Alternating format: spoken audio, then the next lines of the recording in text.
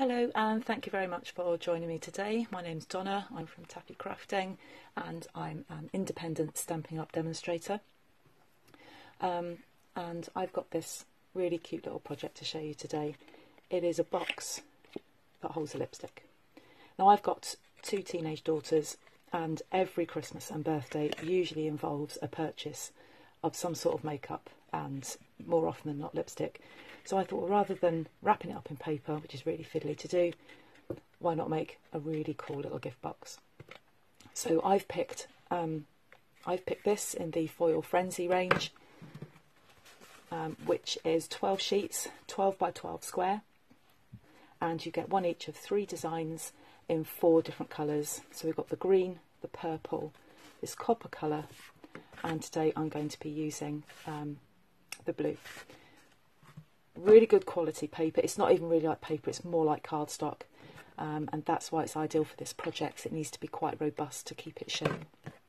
So let me show you how to make it.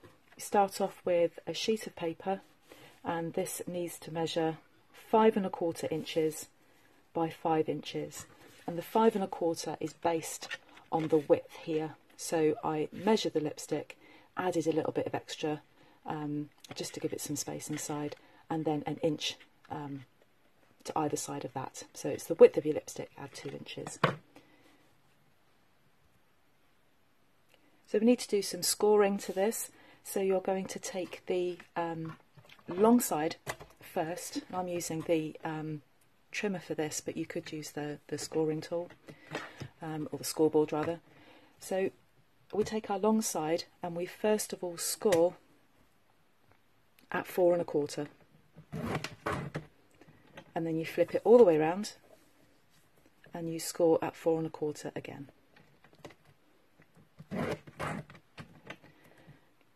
Turn it so that you've got the short side there, and you're going to score at 4 1/2, and then you're going to flip it round 180 degrees, and you are going to score at 1 1/2, making sure that's straight,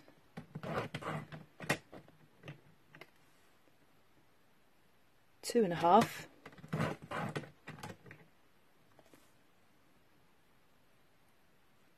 three and a half, and finally at 4 1/2.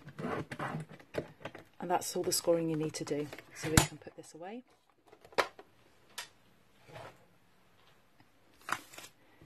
So you might not be able to see on there.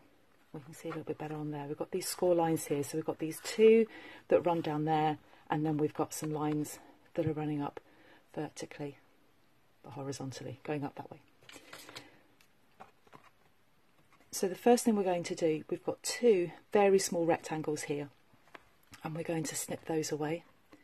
So cut very carefully up that score line, which is incredibly difficult to see.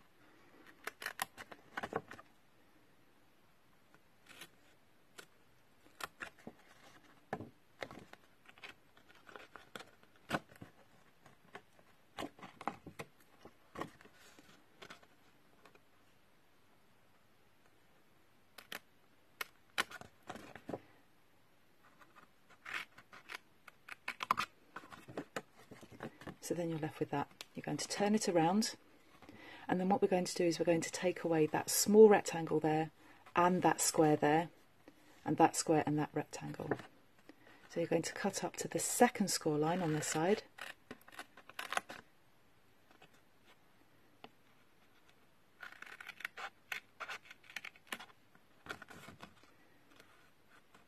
and take those away like that.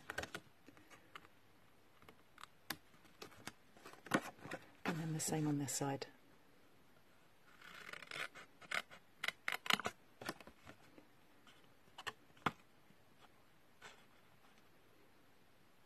Really difficult to see these score lines. I can see it easier that way. So that's what you should be left with. So we've got 3 squares either side here, and then we've got this 1/2 inch tab there, and then we've got big rectangle and a thin rectangle.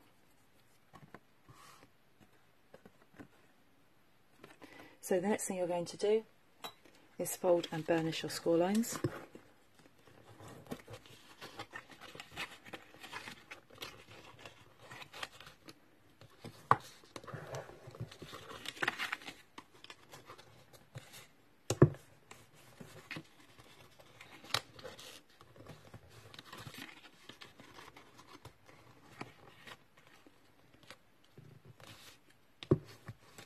Because this is thicker DSP, these score lines really do take some folding, so make sure these folds are nice and crisp and you've got good sharp creases on there.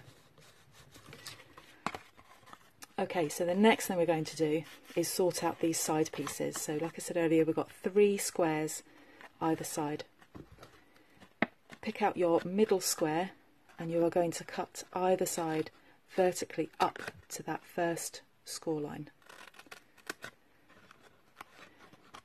Fold that to one side and then you're just going to wedge into each of these because these are just going to form a tab. So wedge in there.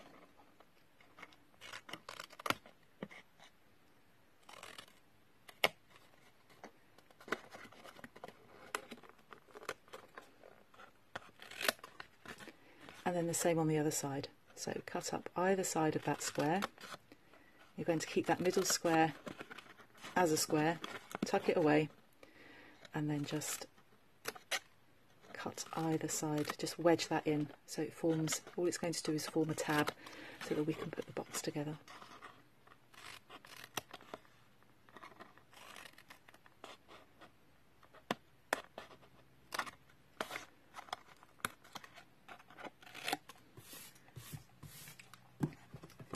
So then we're left with that.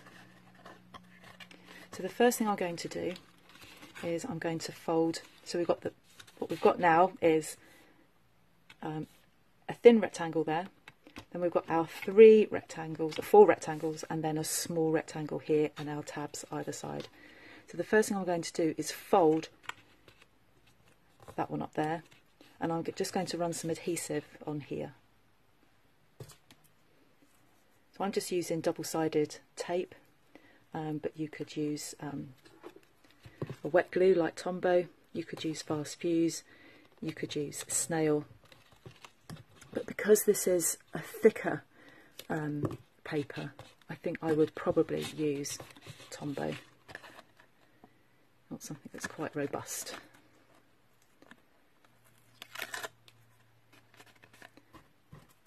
That didn't stick. Let's try again. This double-sided tape doesn't like this cardstock.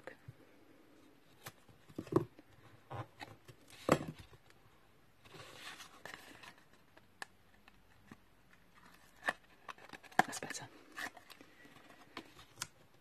And then just fold that up there, and that's just going to give that section there just a little bit of stability.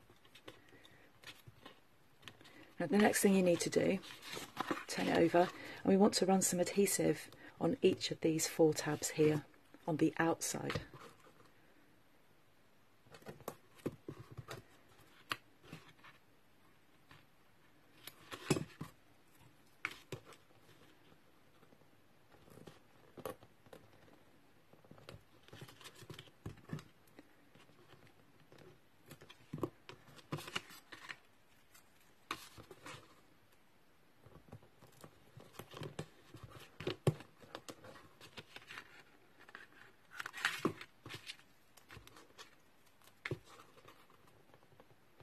And you want to run your adhesive close to that score line just to avoid any gaps which could then cause your project to then come undone. So I'm just trimming those bits off there.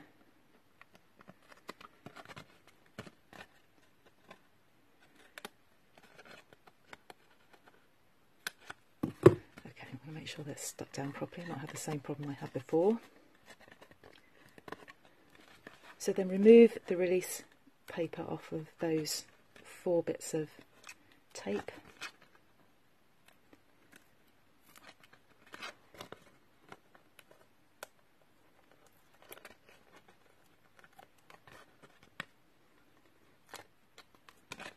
And the last one.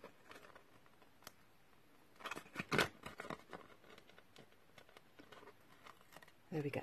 So to construct the box with these tabs here, you're going to take this middle square and you're going to meet that cut edge there to that folded edge there, just by moving it in like that. And you want to make sure that they meet as perfectly as you possibly can, and that will give you the correct shape. And the same on the other side. Just move that into the inside, let the cut line meet the folded line or the folded edge. That doesn't want to stick.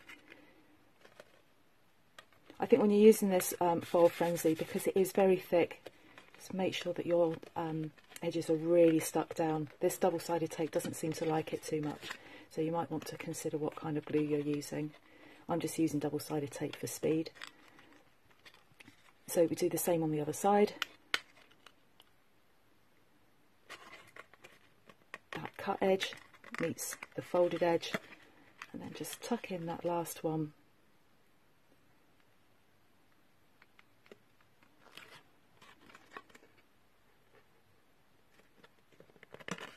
And stick that down. So there we have the main shape of our box, like that.